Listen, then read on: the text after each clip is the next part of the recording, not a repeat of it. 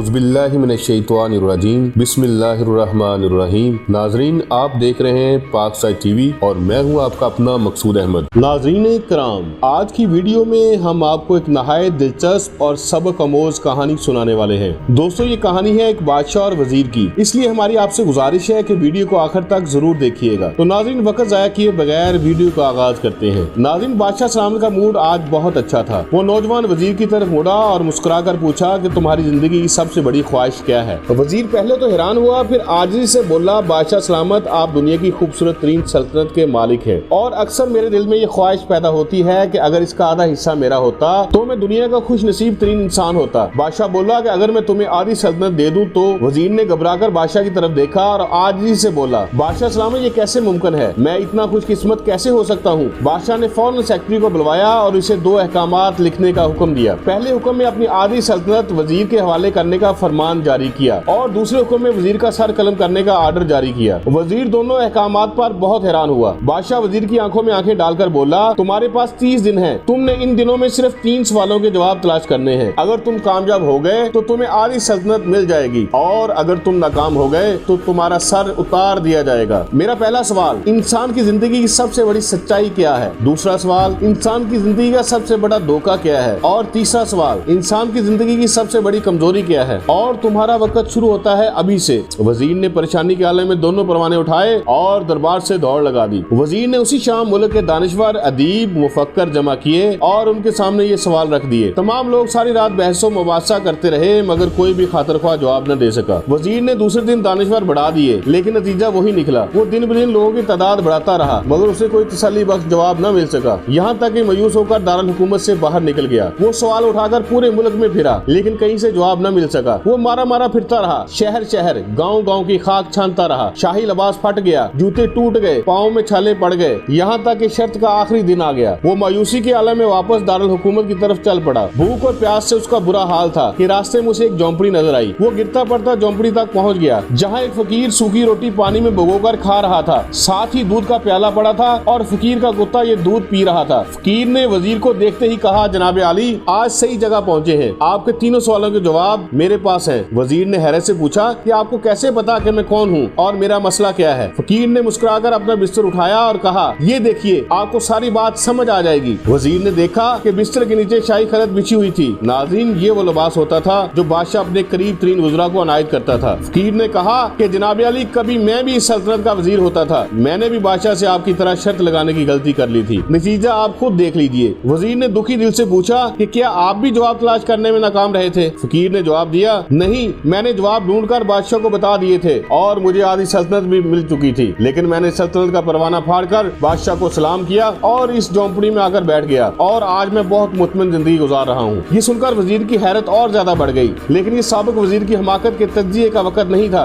बल्कि जवाबात मालूम करने की घड़ी थी। चुनांचे उसने फकीर से पूछा कि क्या आप मुझे इन सवालों के जवाब बता सकते हैं? फकीर ने हाँ में गर्दन हिलाकर जवाब दिया कि पहले 2 सवालों का जवाब मैं आपको मुफ्त दूंगा लेकिन तीसरे जवाब के लिए तुम्हें कीमत अदा करना होगी। वजीर के पास शर्त मारने के अलावा कोई ऑप्शन ना था। फकीर बोला, पहले सवाल का जवाब है, दुनिया की सबसे बड़ी सच्चाई मौत है। कोई भी इंसान हो, कितना ही ताकतवर क्यों ना हो, इस सच्चाई से नहीं बच सकता। दूसरे सवाल का जवाब है, इंसान की जिंदगी का सबसे बड़ा धोखा जिंदगी है। हम में से हर शख्स जिंदगी को दायमी समझकर इसके धोखे में आ जाता है। वजीर बहुत खुश हुआ और उसने तीसरे जवाब के लिए फकीर से शर्त पूछी। फकीर ने कुत्ते के सामने से दूध का प्याला उठाया और वजीर के हाथ में देकर बोला कि आपको तीसरे सवाल का जवाब उस वक्त मिलेगा जब तक आप इस दूध को नहीं पी लेते। वजीर के माथे पर पसीना आ गया और उसने नफरत से प्याला जमीन पर रख दिया। वो किसी कीमत पर भी कुत्ते का जूठा दूध नहीं पीना चाहता था। फकीर ने कंधे उचकाए और कहा, ठीक है, अब तुम्हारे पास 2 ही रास्ते हैं। तुम इनकार कर दो, शाही जलाद कल तुम्हारा सर उतार देगा, या फिर ये दूध पी लो, तुम्हारी जान बच जाएगी और तुम आधी सल्तनत के मालिक भी बन जाओगे। वजीर सोच में पड़ गया। एक तरफ जिंदगी और आधी सल्तनत है और दूसरी तरफ कुत्ते का जूठा दूध है। वो सोचता